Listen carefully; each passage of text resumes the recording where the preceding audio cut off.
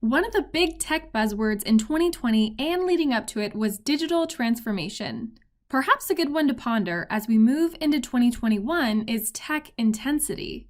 Microsoft CEO Satya Nadella has often mentioned this latter term during his keynotes. He coined it in 2018 and brought it up again more recently at the Ignite 2020 conference.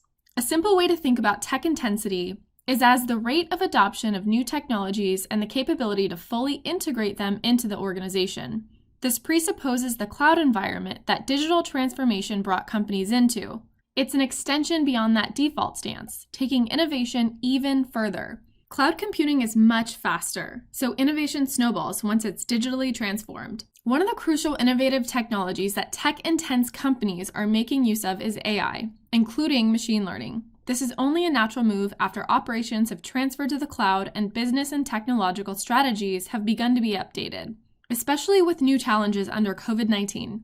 AI is helping anticipate needs, discover solutions, and deal quickly with massive amounts of data. It's giving organizations an edge that competitors simply won't be able to surpass. As one writer put it, AI will define tech intensity like cloud computing defined digital transformation. And there you go, tech intensity in about 60 seconds.